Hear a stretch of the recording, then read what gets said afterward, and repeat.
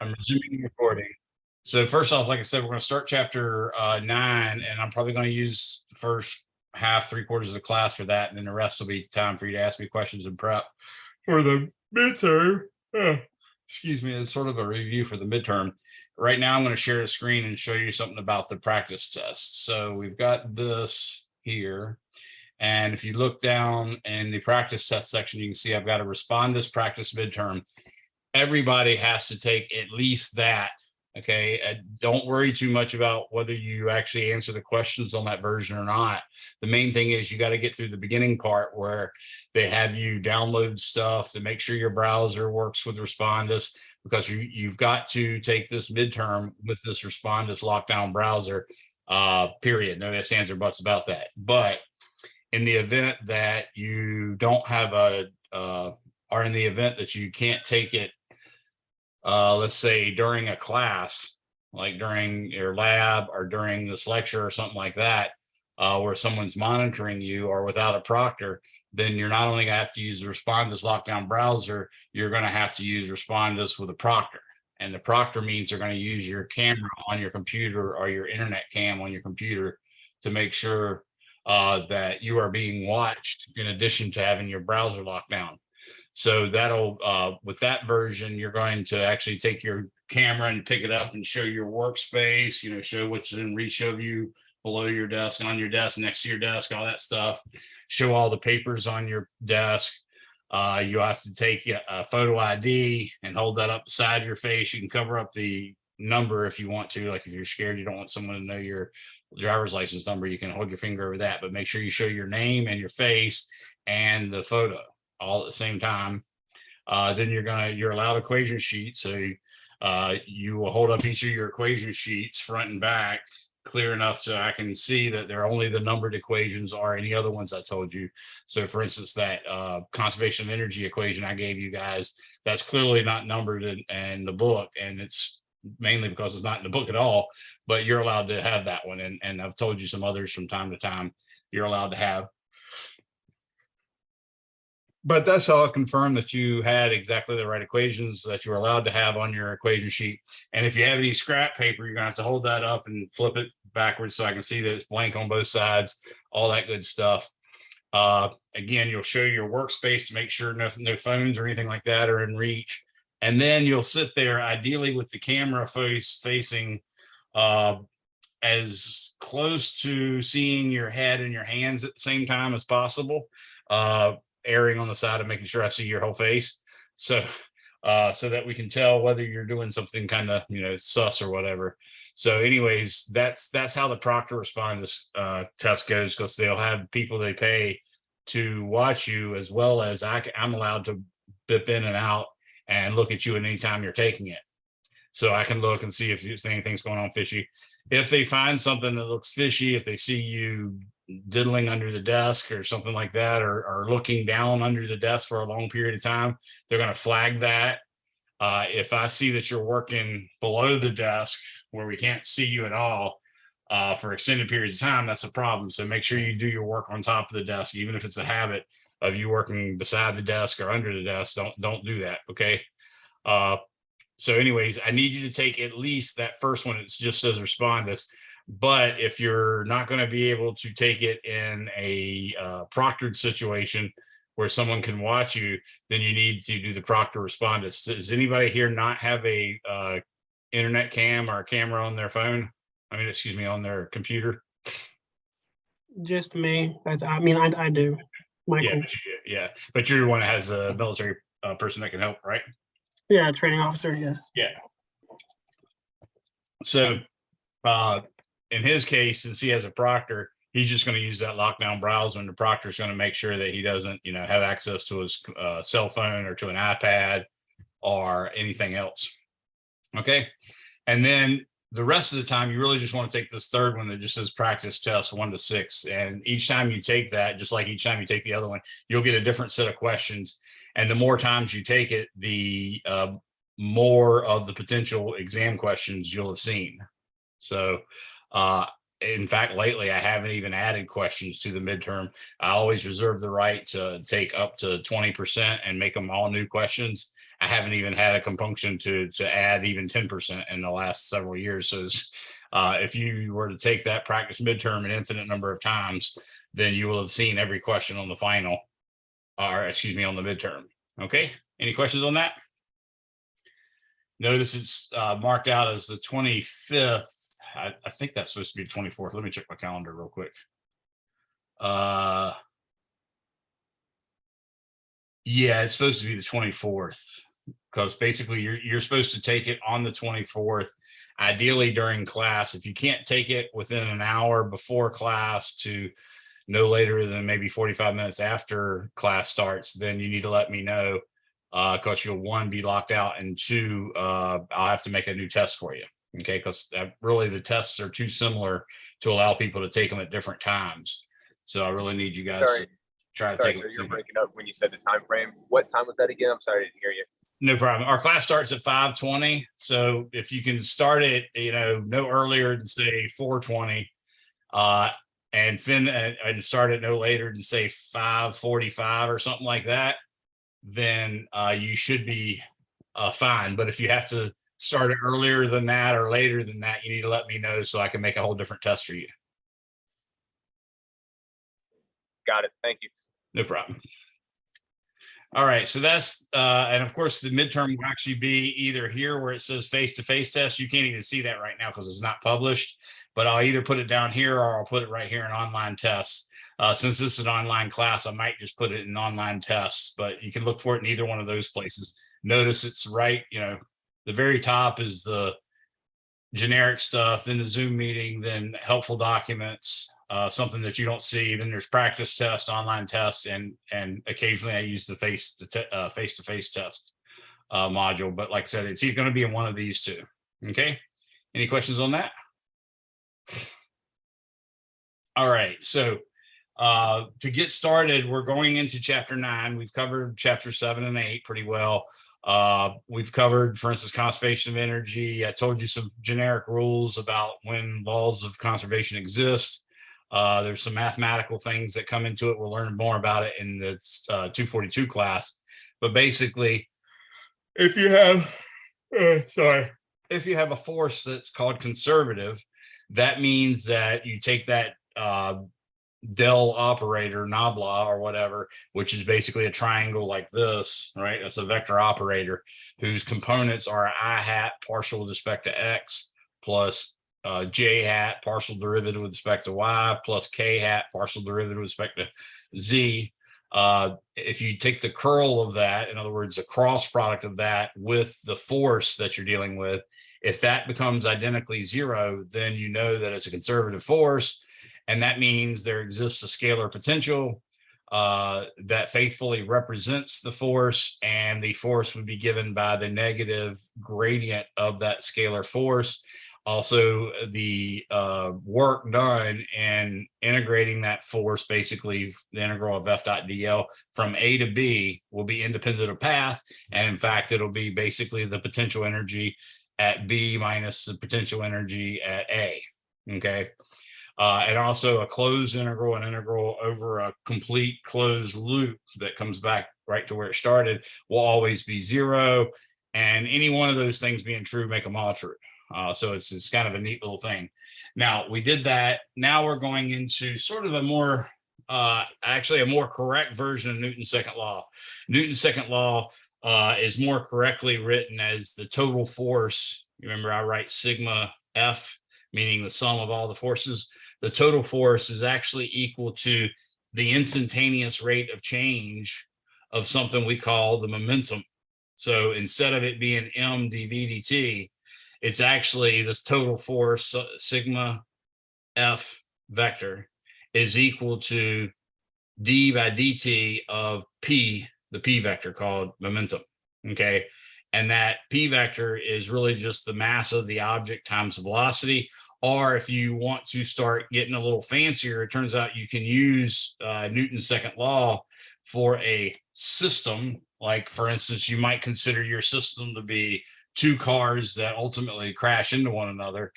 then your total force acting on the cars, not counting the internal forces where car one exerts a force on car two and car two exerts a force on car one, those are internal forces. You'd only count like the gravitational force acting on both of them, the normal forces acting on both of them. Those two combine to give you zero, so that's no net force.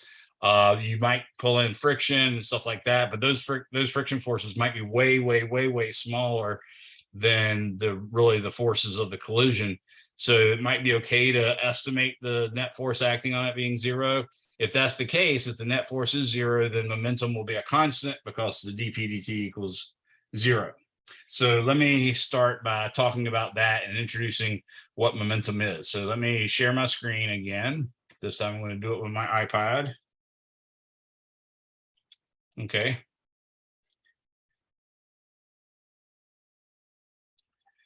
So we're used to seeing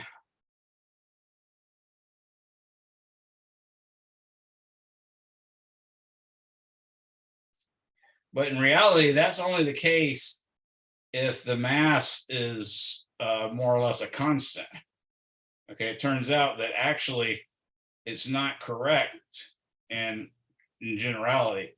In general, what the total force is the net force acting on a system is equal to d of mv times dt.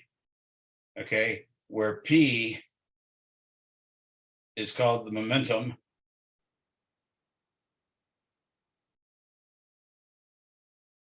which is equal to m times v. Okay, so that's a definition of momentum of a particle, or object, or something along those lines.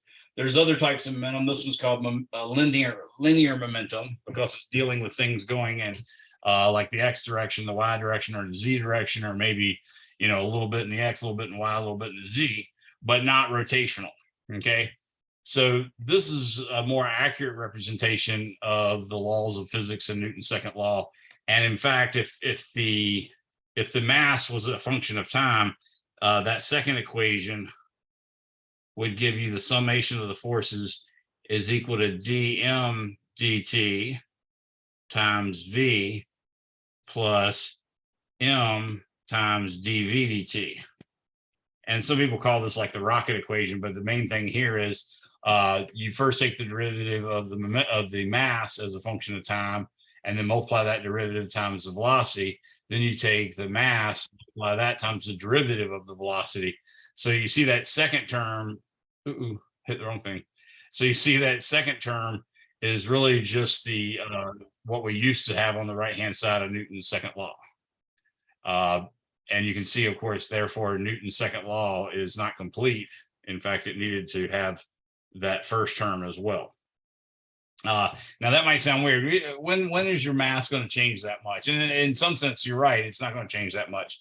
But if you've ever looked at, for instance, the space shuttles, when it used to take off, the space shuttle had this itty bitty aircraft that actually is quite small, even compared to like a 747. I've seen it actually strapped on top of like a 747, and it's really small compared to that. But when it took off, you'd see that space shuttle was attached to a big bullet-shaped tank. And then that big bullet-shaped tank had two big bullet-shaped long bullets attached on each side of it, one on each side of it.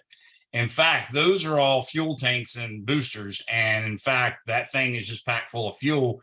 And that's just the fuel that it uses leaving the Earth. So you can imagine the vast majority of the weight was in those tanks.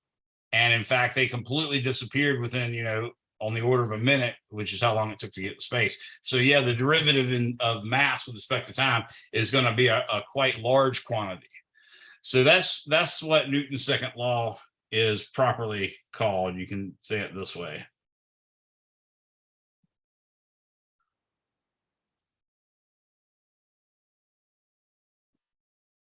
And of course, that's in two versions, that one or that one. Both are equivalent, and that's fine. Now, here's another thing. If we look at Newton's second law like this, and we have the special case where the net force acting on the system is equal to zero, then what we have is 0 is equal to dp dt. But what kind of function has a derivative that's equal to 0?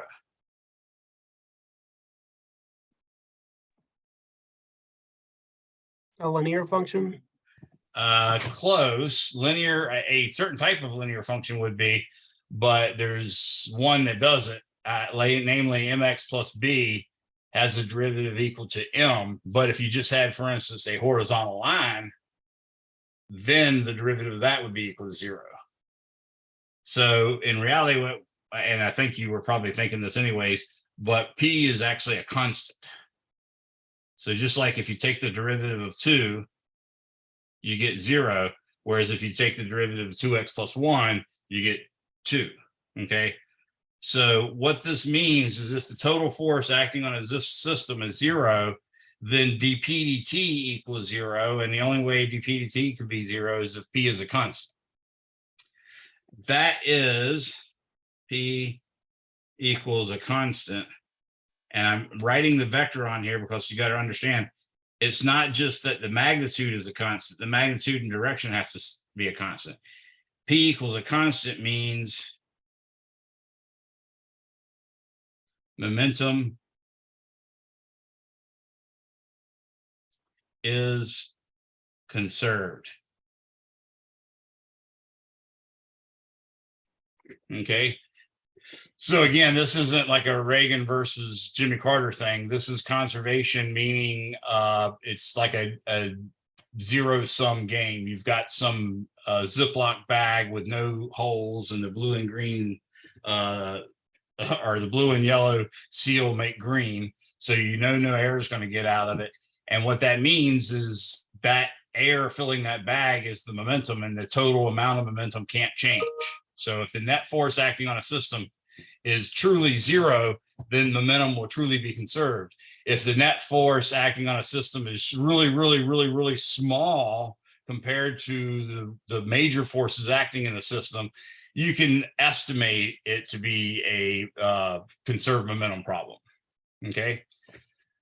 You can also make the net force equal to 0 by making the system bigger and bigger. For instance, if you want to study just a car getting hit by a car, well, just studying one car means you're going to have a huge force coming from another car. So that's not, that is not conservation of momentum. However, if you take both of the cars before the collision as the system, then you get P is equal to M1 V1, where V1's a vector, plus M2 V2, where V2 is a vector as well. Or if you did any number of cars, you just keep adding pluses on them. That's the momentum before the collision. And then after the collision, it would be the same formulas, except instead of V1, it'd be V1 final, and instead of V2, it'd be V2 final, and V3 would be V3 final, so on and so forth.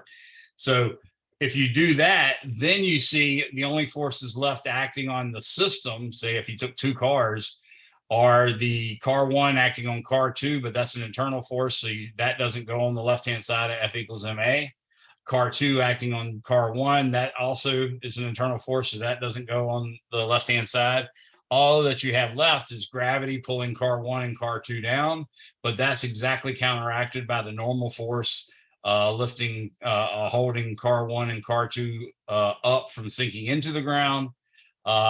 If the cars actually skid a little bit before or after the wreck, then yeah, you're going to have some energy stolen and some momentum stolen by that skidding. But if it's not a huge long skid or not a real forceful skid, you might even be able to assume that's pretty close to 0. Okay. So what does conservation of momentum mean? Well, conservation of momentum means literally if you have 2 objects colliding, let's say M1 V1 and M2 V2, they're going to collide and then fly off, say, at M1 V1. Your book tends to use the prime to indicate final, and that's fine too. So I'm going to do that. And you have M2 here, and this would be V2 prime. So what we're saying is M1 V1 plus M2 V2 is equal to M1 V1 prime plus M2 V2 prime. That's conservation of momentum in vector form. If you're just dealing with balls or cars rolling on a flat, surface basically, or the earth over a small area, then that's really just a two-dimensional problem. So in reality, what you're ultimately going to do with that is you're going to say M1 V1x plus M2 V2x is equal to M1 V1 prime x plus M2 V2 prime x. And then the same thing's going to happen for the y. So it'd be M1 V1 y plus M2 V2 y equals M1 V1 y prime plus M2 V2 y prime. And you, of course, are free to create any coordinate system you do. If you're smart, for instance, and one of the particles isn't moving before the collision, then you'll probably make the other particle's direction parallel to an x-axis or a y-axis. And then the vector addition problem becomes a lot simpler. And you're free to do that with any problem unless they explicitly say using this coordinate system or use this coordinate system too.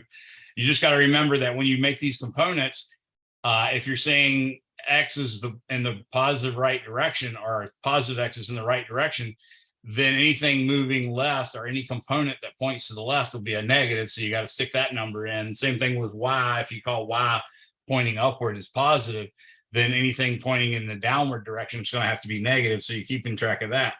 So that is fundamentally what conservation of momentum means for any system. And of course, I just did it for 2 things, but you can do it for 50 things or 1 thing or whatever. You can also have a special type of collision called an elastic collision. Now, you hear the word elastic collision, at least me, I'm thinking like elastic waistband or something like that. So I'm thinking, oh, they want like, squishy rubber balls bouncing at each other. It turns out, no, those are horrible. Those are the opposite of elastic.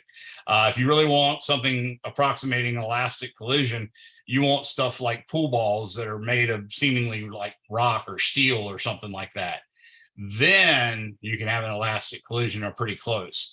So elastic collision just means, it implies, I should say, so I'll put it a double arrow like that. It implies that kinetic energy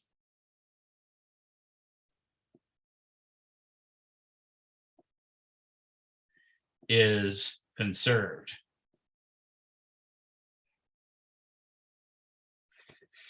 So what we've done here is we've come up with some pretty fundamental ideas.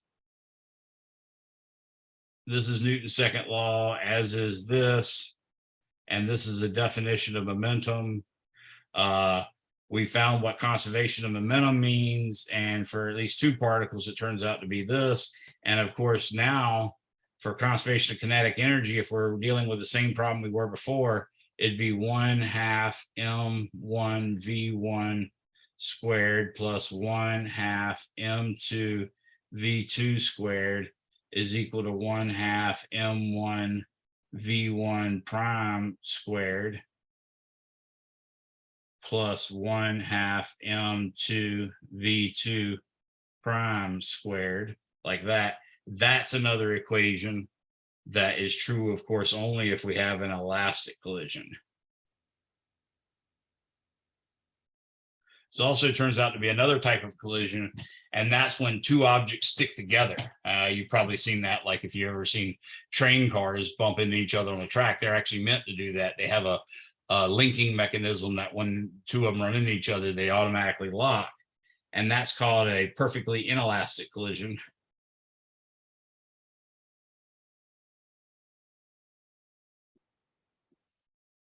Sometimes people just say inelastic.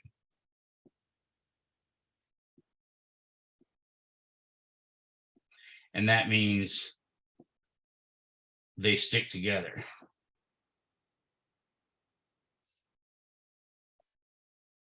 And the reason why they call it that is basically, it's kind of hard to see this now because you haven't really talked about what the center of mass is.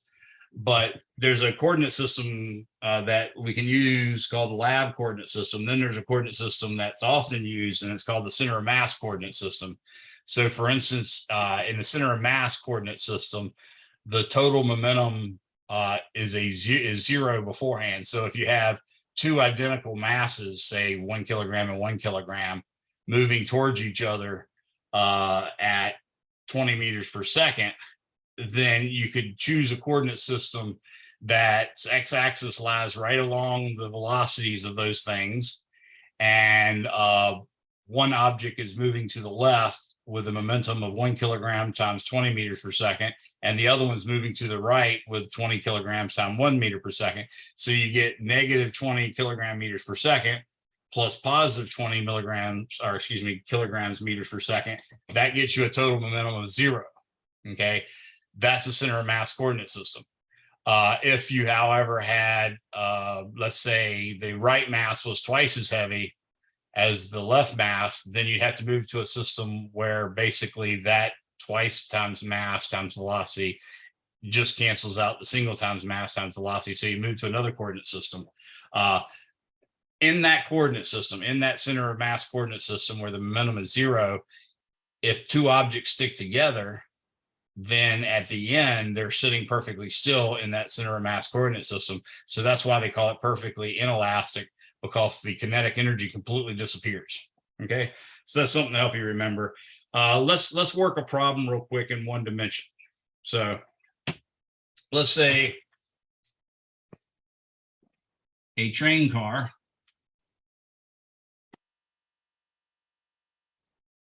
has a mass of 15,000 kilograms and is moving to the right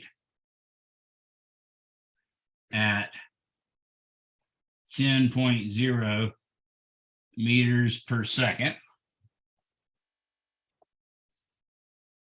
It runs into an identical train car that is sitting still.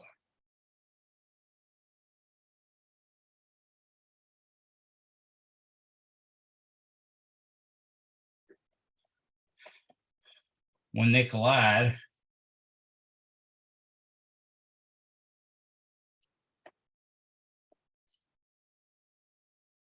they stick together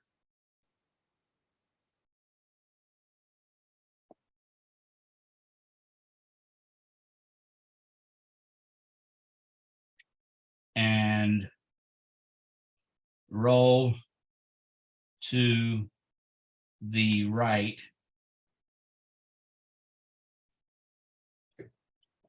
what is their new common speed? Okay, so you got a train car trucking along at 10 meters per second, and it has a mass of 15 mega ohms, you could say, but I'll just say 0.000 kilograms. Runs into another train car whose velocity equals 0.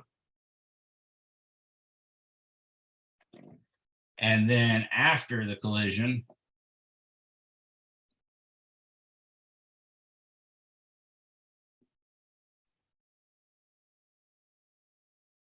they're moving with a velocity v final equals question mark. And this one weighs 15,000 kilograms, and this one weighs 15,000 kilograms. Okay. So in this system, this is actually a net force equal to 0 system.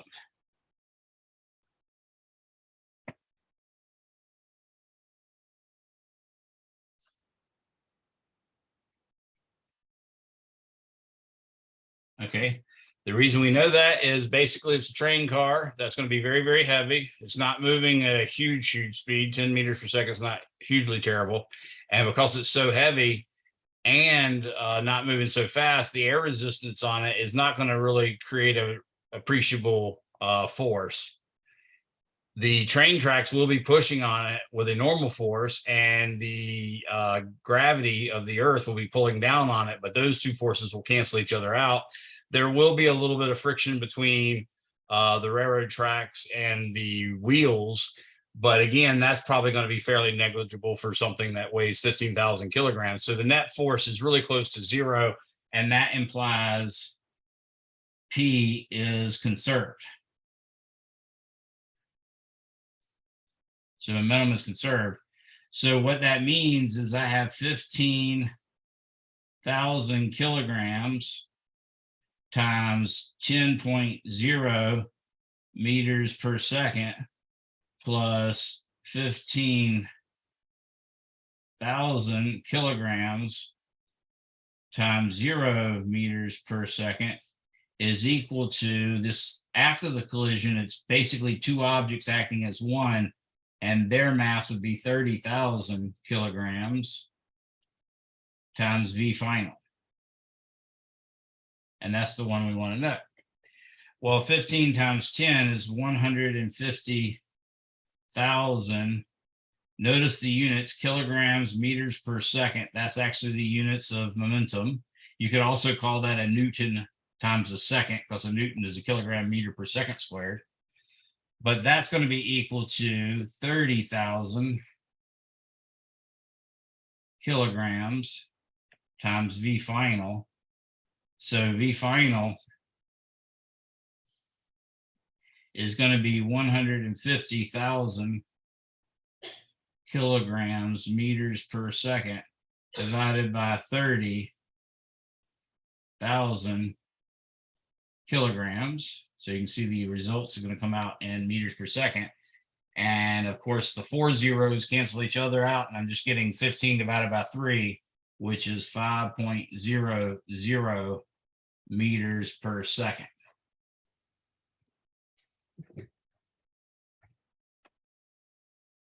Any questions on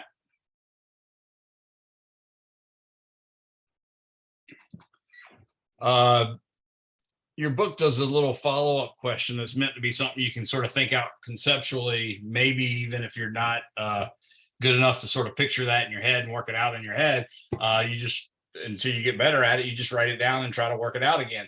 So let's imagine instead that the first train car still weighed 15,000 kilograms, but the second train car was packed full and in fact weighed 45,000 kilograms. In other words, 3 times as heavy.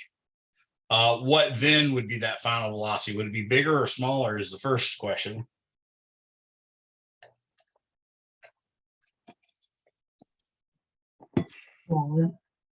Yeah, definitely be smaller. And do you know by how much?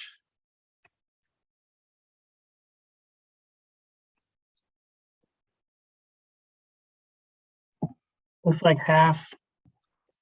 Half again, basically, because we went from 10 to 5, so that's half.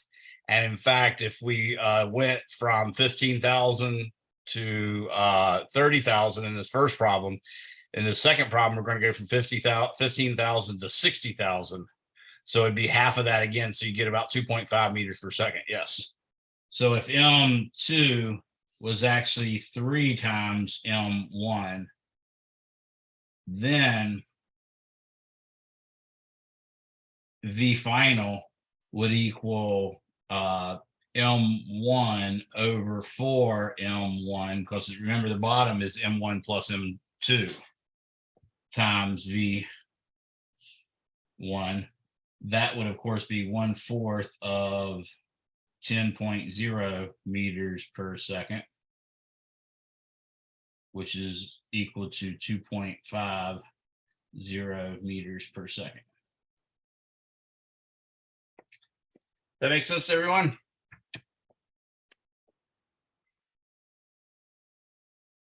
Anybody have any questions on that? I just can't leave well enough alone. Okay.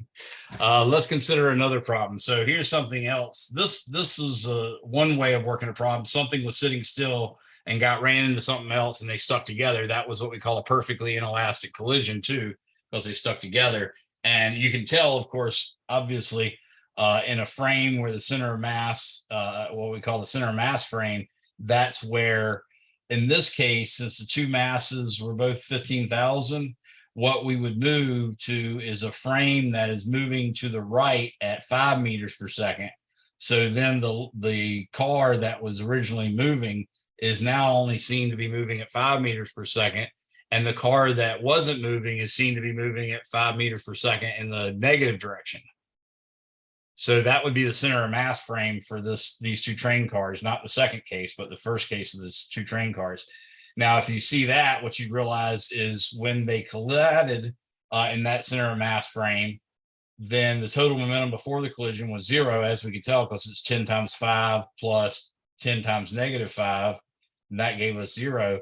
So at the end, it's going to have to be m times v equals 0. Well, m is now 30,000, and the only way you can make that equal to 0 is make v final 0.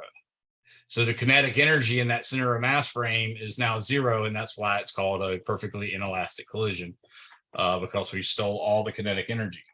Okay. All right. So I clarified a little bit with that example on what a center of mass frame was. Now let's do something else. We're going to do something to calculate, say, the recoil velocity of a rifle. So a 5.00 kilogram rifle fires a 0.050 kilogram bullet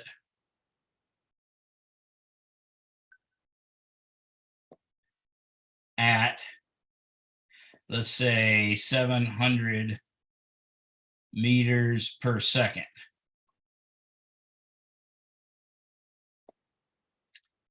With what velocity / speed will the rifle recoil? Okay, so this is a case where initially we have a rifle, we have a bullet, and they're just sitting perfectly still. So the total momentum before the collision is 0. After the collision, of course, the total momentum still has to be 0 because the net force acting on the system really is 0 here.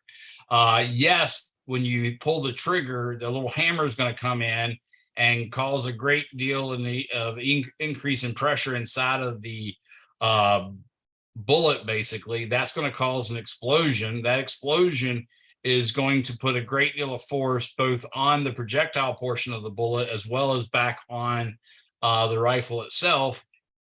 But those forces are all internal. That's, object 1, that's part of the system, being accepting a force from object 2, that's also part of the system.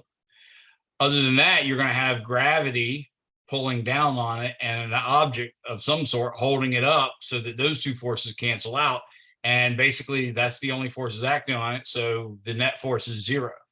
So this is definitely a conservation of momentum problem. I'm going to write it now. Solution. The summation of the forces is equal to 0. That implies P equals a constant. So what that means is I have 5.050 kilograms times 0.00 meters per second is equal to, now I'm going to have 5.00 kilograms times V recoil plus 0.050 kilograms times 700, and I'm treating the right as the positive direction, and I'm saying that's the direction that the bullet's going. Okay. So on this side, we just get 0. On this side, we get 5.00 kilograms times VR, V recoil, plus now 0.05 is the same thing as 5 over 100. So I'll take 5 over 100 and multiply it by 700. That's the same thing as 5 times 7. So that's going to be 35 kilograms meters per second. Okay. And that is our unit of momentum, kilograms meters per second. Now I can solve for VR, and it turns out VR is going to be equal to the negative of 35 kilograms meters per second divided by 5.00 kilograms. And actually, it's 35.0. We had, actually, we only had 2 sig figs, so I shouldn't put that there. But anyways, close enough. So 35 divided by 5, of course, is negative 7.00 meters per second. So that's the actual velocity the rifle would have basically coming towards your shoulder. So I literally just watched a TikTok yesterday with a kid shooting I don't know what the kid was doing with it, but it was a sawed-off shotgun. And it literally was a sawed-off shotgun with only like a pistol handle to it. So he's holding it out like this, like he's holding a pistol or something. And of course he fires it and the thing comes back and knocks him in the head, knocks him over.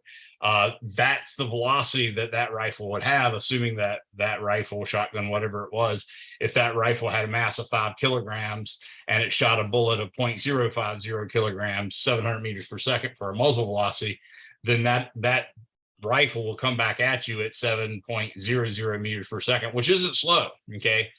Normally what happens when you're firing a gun is you would, of course, if it's a rifle, you'd have it bucked against the front of your deltoids here, and you'd hold it fairly tight. If you held it kind of loose, then that velocity is going to come back and bruise you. If you hold it tight, it's still going to push you back, but you can use a little bit of your force and your weight to absorb some of that, and it still might actually make you kind of sore, but still, that's how that works. Any questions on that? Okay, another thing that I want to bring up about this is not to be sardonic or anything, but basically if you watch any TV, you know, Alien versus Predator or any of the old Clint Eastwood movies or stuff like that, you'll see some really cool stuff that is really, really, really not even remotely true. Like, for instance, Arnold Schwarzenegger might hold a really big gun, or Clint Eastwood might hold a really big gun, and he shoots a guy with it, and the bullet hits the guy who's about the same size as Dirty Harry or whatever, and that guy gets hit and gets blown through the wall. Well, conservation of momentum makes that impossible, right? Because if the guy's about the same size as Clint Eastwood or about the same size as Arnold Schwarzenegger, and by size I just mean mass, then whatever momentum the bullet got, which is what hits the person and makes him potentially fly through a wall, that's exactly the same momentum that the rifle plus the shooter gets. So in order for that bullet to hit a person of some weight and throw them all the way through a wall, that rifle that fired that bullet would have to have done the same thing to the person holding it. So that's a common misconception about movies. And in fact, it's kind of sad. We've had instances where people see people shot in reality and they don't even realize it's a real shot because they're used to thinking of them getting hit and flying this way or that way. No, and not only that, the bullets and guns don't sound like they do on TV. They're not that loud. They're often just a little pop, pop, or crack, crack, or something like that. So, you know, we've actually had cases where people mistake actual shootings for people playing around or something just because they expect people to actually get thrown through windows and stuff by a shot. Now, if you mounted a really huge 50 caliber gun, say, on something like a tank, then all bets are off. So if if you're in a movie and you shoot someone with a tank gun, say, and it hits a human, that round could have enough momentum to hit that human and make them fly, 20 feet or whatever. But that's a lot bigger weight that the recoil of the rifle has to be absorbed by, because you're literally using a tank. Okay, any questions on that? All right, so the last part I want to do is I want to talk about conservation of momentum and kinetic energy for collisions in one dimension, and then we'll take some questions. Collisions in 1D. So we'll have M1 V1 plus M2 V2 is equal to M1 V1 prime plus M2 V2 prime.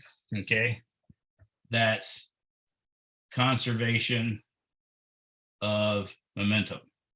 Okay, now you can play with this a little bit and you can end up writing M1 V1 minus V1 prime is equal to M2 times V2 prime minus V2, like that.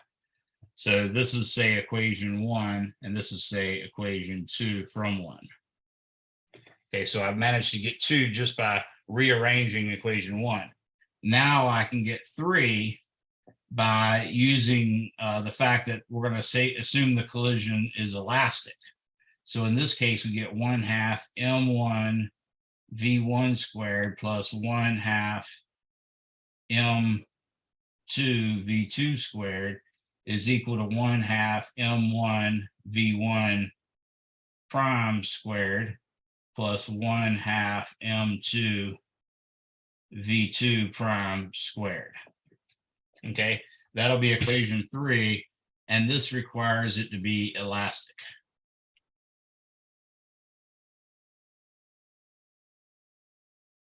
Okay.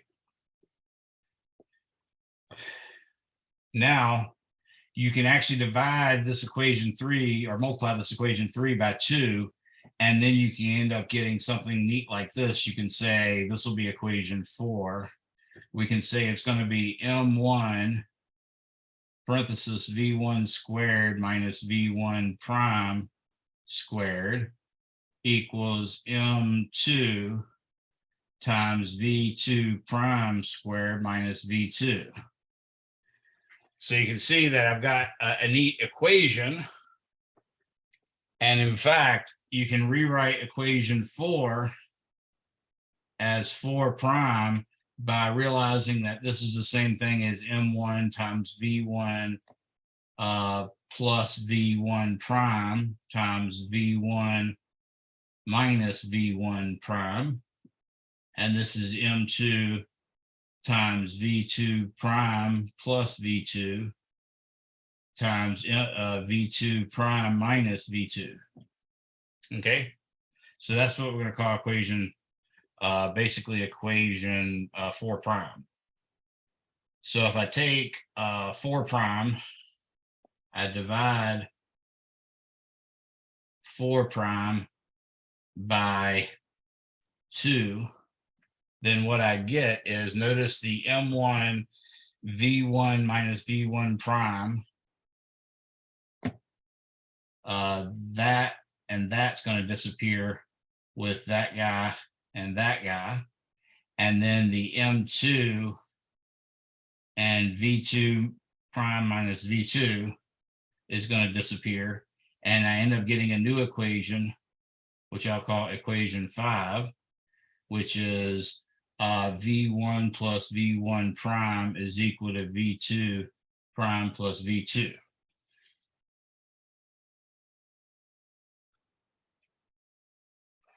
Okay. And we can actually play around with that a little bit. I can say, for instance, V1 minus V2 is equal to V1 minus V2. So if I pulled that over there, that'll give me V2 prime. Oh, I wrote it backwards.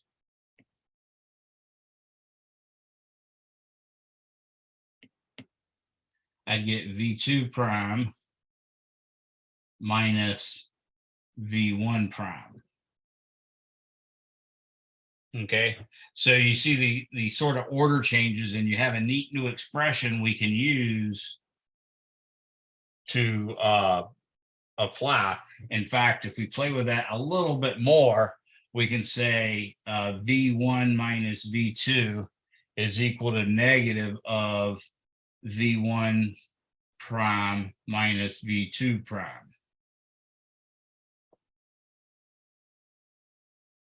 And that lets you see, okay, this is basically the difference between the first object's velocity and the second object's velocity before the collision is the negative of their difference after the collision. So it's like they exchange places to some extent. So that's a one-dimensional head-on elastic collision, and that's a really nice result. So let's say, well, actually, I'll just leave it at that. That's enough. I want to give you enough time to ask questions about the final. So we'll pick up there next time. So I think that's plenty. Let's now open the floor. Does anybody have any questions about, let's say, anything you've covered from chapters 1 through 6? Because we're mostly focusing on the midterm now. I'm going to stop sharing the screen. I have a question. Go for it. Can you show us one of the problems for like a drag? Because there's a problem for that on the test and I can't find anything explaining how it's supposed to be done. Yeah, so we talked about that a little bit when we did falling bodies, but basically what there's two types of forces for drag force. You could say, I'm gonna share the screen with you guys. I almost forgot to do that again because I'm not the smart man. Okay. So let's do that. All right. So there's two forces for drag. We often use this one is equal to some constant, let's say C times velocity. That's one version. And if you're dealing with fairly low velocities and stuff like that, that's fine. There's also another version, F drag is equal to some constant times V squared. And we actually know a lot about what these constants would be, but for all intents and purposes, we're just going to call them a constant. So if you have a drag force, what that means is the air drag force is going to increase as the velocity increases. So I think the question you're likely referring to is the one where they ask you, what's the terminal velocity of such and such if the drag force is something times V squared. So what that's actually asking you to do is, let's imagine you have an object right here. Its mass is M, okay? The force pulling it towards the ground is a force mg, but as that force causes an acceleration, of course, it's going to develop a drag force Fd that is equal to some constant times V squared, say. Okay. Now, terminal velocity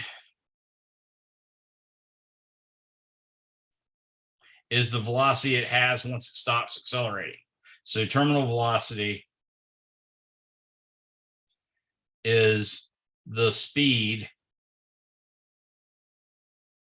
at which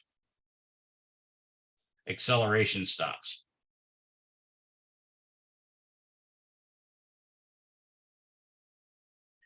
So what that means is the summation forces in the y direction equals mass times acceleration in the y direction. That acceleration has to be 0. So in this case, we're saying C times V squared negative plus mg positive is equal to 0. So really what we're saying is that mg has to equal CV squared, and that's at terminal velocity. So that would mean V is equal to the square root of mg over C.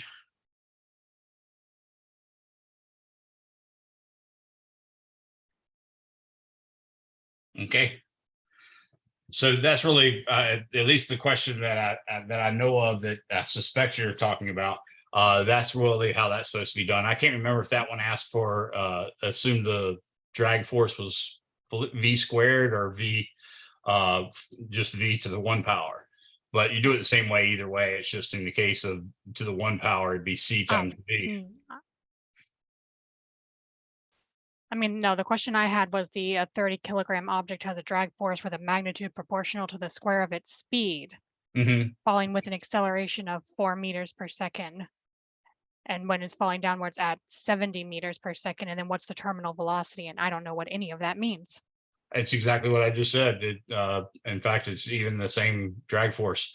So they said the drag force was, I think you said 30 times v squared. Is that what you said?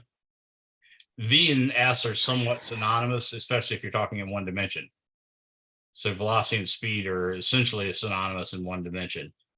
Could you work the problem out? Yeah. Tell me the numbers again. It's a 30 kilogram object. 30 kilograms, that's the mass. Okay. With a drag force, has a drag force with a magnitude proportional to the square of its speed. Okay. The acceleration is 4 meters per second squared. And the Okay. velocity is 70 meters per second. Okay. So they're telling you that acceleration is occurring when that velocity is that. So what they're doing is they're allowing you first to determine what the coefficient is between the FD and the V. So what you know is in this case, you've got a force of 30 kilograms times 9.80 meters per second every second. That's the total force down.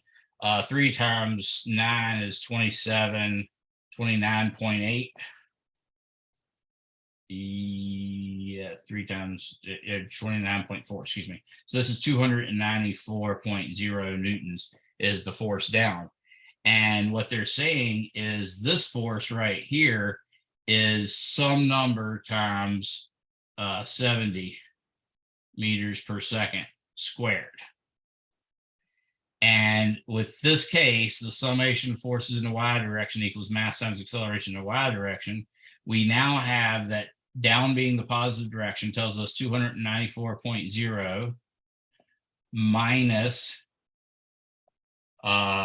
c times 70 meters per second squared is equal to 30 kilograms times 4. That's the acceleration. Sorry, I couldn't fit the units in there. So you got 294 newtons minus 70 squared should be 49, followed by 2 zeros, so 4,900 times c. And this has got to equal 120 newtons on this side. So you can pull the 4,900 over there to be 4,900 C is equal to 294 minus 120. That would be 174 newtons. And then C, of course, would be 174 newtons divided by 4,900. And that ultimately gives you an answer equal to, again, check my arithmetic on this because all that math I did on in my head, 174 divided by 4,900 gives you C equal to 0.03551. And you can check the units on that, but the unit should be newtons second squared per meter squared. Okay, now we know C. What we want to know is what's the terminal velocity? Well, the terminal velocity is when 0.03551 Newton second squared per meter squared times V terminal squared is equal to 294.0 newtons. Because that's the exact same equation we had up here, right? The force down is always going to be 294.0 newtons for the weight. And the terminal velocity is reached when the weight is canceled out by the drag force. So I just set the drag force equal to it now that we know C. So V terminal is going to equal the square root of 294.0 newtons divided by 0.03551 Newton second squared per meter squared. You can see the newtons are going to cancel out and it's just going to give you meters per second. So 294 divided by that 0.03551. And now I'm going to take the square root of that. I'm going to take the square root of that. And I get 90.99. So it's about 91 meters per second should be the terminal velocity.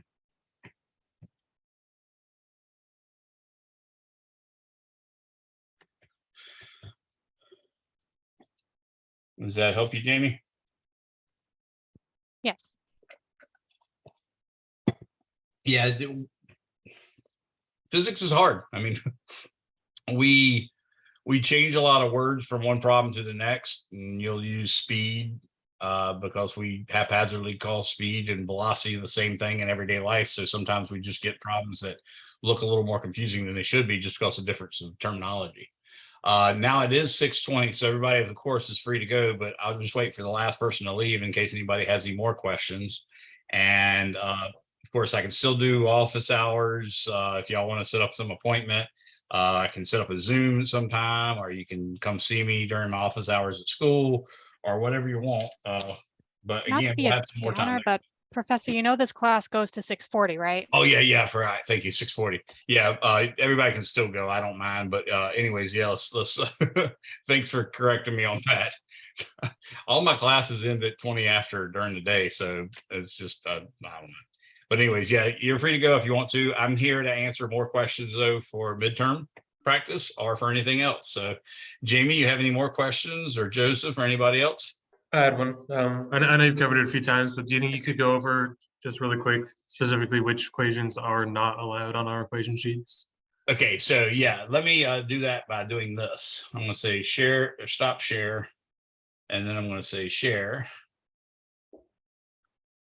And so if we look in, for instance, let's go to chapter 6, because that's the last chapter that we cover in that. Okay, the equations that you're allowed to have on your equation sheet are, if this ever loads up, are all the equations that have like that next to it. So what you do is you want to go through chapter 1 and look for every equation that has a parenthesis, chapter number, dash number, close parenthesis. And all of those are allowed. Okay, So, thank you. You're also allowed these constants. I don't mind you putting constants on there. I don't even mind you using like single or 2 or 3 words to explain what each symbol what is. So for instance, if you wrote G there, you could put a little arrow and say gravitational constant, or you could make an arrow to M1 and say mass, and R, distance between mass 1 and mass 2. All those things are acceptable too. I don't mind you doing that. The one equation that I said you could put on that doesn't have a number was that one I gave you last class, which is WN, that's the work in, plus U initial plus kinetic energy initial is equal to work out plus U final plus kinetic energy final plus E loss. It's just a version that I found kind of useful when doing conservation of energy problems. Okay, thank you. You're welcome. Anybody else? Another question. When you said the so the practice test, you said that it'd be the same questions. Is that like that literal, like literally the same, like Yeah, literally. Sometimes I reserve the right to change 20%, but like I said, I haven't done that in a couple of years. Okay, so It's pretty if I get good. to the point where I'm just like knocking out practice tests, getting 100s, I should be absolutely golden on the midterm. Yeah, if you consistently can score 80 or higher in the time allotted without looking up more than say one little question out of all of them, then you're probably in a good spot to at least make a B on the midterm. Okay, thank you. No problem. Anybody else?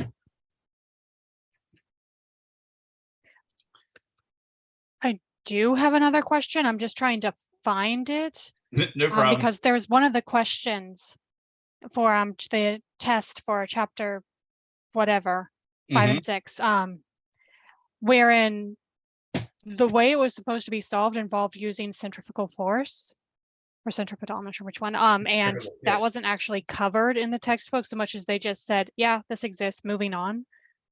But Okay. then the actual test you had to account for it in order to actually get the right answer. Mhm. So I was just, had more questions about that. Well, why don't I give you a little intro to centripetal force? I did give one in class, and they do it in the book. But the best way I can help you understand centripetal force is I can tell you this really neat thing. So, if we write the vector r to represent the position of an object in time, and you'd say the r vector as a function of time, and I would say that's equal to, let's say, some r times cosine 2 pi over t times t I hat plus r times sine 2 pi over capital T times t times j hat. Okay, it turns out if you write that down, and you can put numbers in for capital T and for r if you want. You can say, let's let I could don't know if you think you are, but I'm oh like yeah, I'm not not yeah, staring at the screen. God, I hate myself. Sometimes I'm just so not paying attention. And it made it really good because I know all y'all can just see these equations right in your head when I'm saying them, right?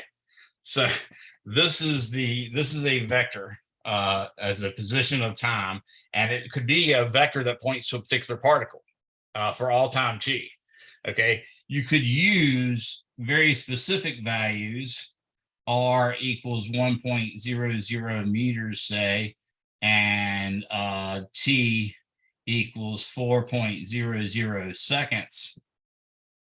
But that would only solve exactly one problem. But it's kind of nice. And what I'll do is I will show you what that graph looks like. So I'll put a line right here. And I put a line right here. This is going to be my x-axis. This is going to be my y-axis. And this is going to be a distance, say 1 meter. And then, of course, this will be 1 meter, and this will be 1 meter, and this will be 1 meter right here. So if I make a time versus x versus y table like this, okay, then at time t equals 0, I get the cosine of 0, which is 1 times r, which is 1, which is just 1. So the dot goes right there. And of course, sine of 0 is 0. So literally the dot goes there. So it's r and 0. Now, if I do 1 second, then it's going to be 2 pi times 4, or 2 pi over 4, which is pi over 2 times 1. And of course, pi over 2 is really 90 degrees. So the cosine of 90 is 0. And the sine of 90 is 1. So this one becomes r. So this is at t equals 0. This is at t equals 1. And then I do the next one, 2 seconds. That's going to be negative r, and that's going to be 0. So this is t equal 2 seconds. And then at t equal 3 seconds, this is going to be 0, and this is going to be negative r. I get a dot like that. And then at t equals 4 seconds, I'm back to r and 0 again. So in fact, our r vector was there, there, there, and there. That was the r vector. Now, if you took the derivative of this, remember velocity is equal to dr dt, or dx dt, doesn't really matter. The main thing is when you take the derivative of cosine, you get sine. Derivative of cosine equals, derivative of sine equals cosine. Derivative of cosine equals negative sine. So I'm going to get negative 2 pi over t times r sine 2 pi over t times t I hat, plus derivative of sine is cosine. This is going to be plus 2 pi r over t cosine, same thing, j hat. Okay. Now, if you plot that one, it's going to be a little bit out of whack, but what you're going to see is the velocity is there, there, there, and there. And they're all constant, because if you calculate the magnitude of v, you'll see it turns out to be 2 pi r over t squared, because the sine squared plus cosine squared ends up giving you 1. And then finally, if you take a, which equals dv dt, you're going to get negative 2 pi over t squared r cosine 2 pi over t I hat minus 2 pi over t squared r sine 2 pi over t j hat. You can see that actually is just like the r vector, but it points in the opposite direction because it's only different by a negative and some numbers. So in this case, what you end up getting is a vector that points this way, this way, this way, and this way. So I said blue was velocity, and now I'm saying A was acceleration. And the magnitude of this guy turns out to be, again, a constant. It turns out to be 4 pi squared over t squared r. And another way of looking at that is you could say that is 2 pi r squared over t squared, but that took an extra r that I didn't have. So I've got to multiply that by 1 over r to account for that. Well, 2 pi r is the circumference. So this is circumference squared over the period squared times 1 over r. Well, circumference divided by the period is really the speed. So this is v squared over r, and that's a centripetal. So just by making up that equation that happened to be right, it happened to be right for the vector that points to a position going in a circle at constant speed, we were able to find that the centripetal acceleration is v squared over r. That is the acceleration. It points radially inward, and it's the acceleration required to keep something going with a velocity v in a circle of radius r. So that's pretty much what you need to know. If you're wanting to talk about banked curves, or you want to talk about any of the other kind of stuff where something's going in a circle, if you want to talk about friction on roads, all that stuff, you have to have this kind of acceleration to keep something going in a circle. Do you think now you might be able to articulate or find that question? And I am going to be able to find the question because I have a transcript discussing it, but that's going to require me to go to office hours because there's not enough time left in the class to finish it.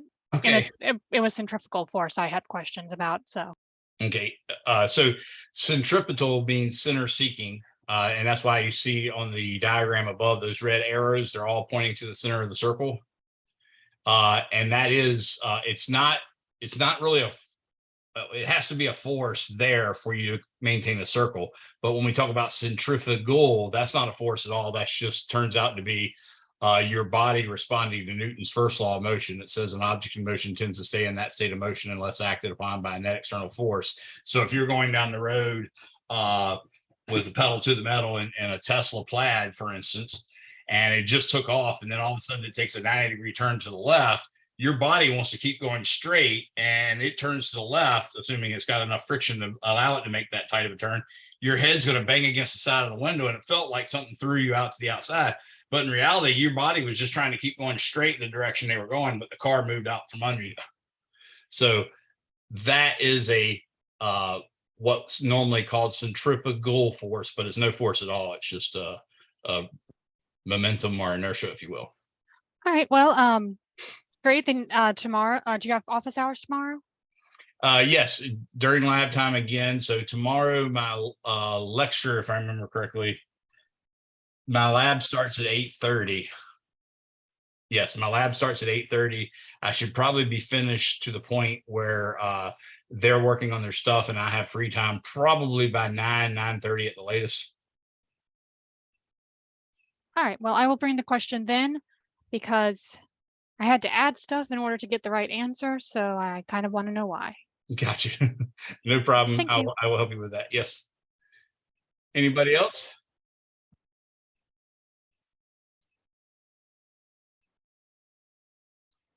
Alvin and James, anybody? All right, well, I'm going to call it a day. Hope you folks have a good day. I will see you next time and start taking that practice test and do as well as you can. Bye, everybody.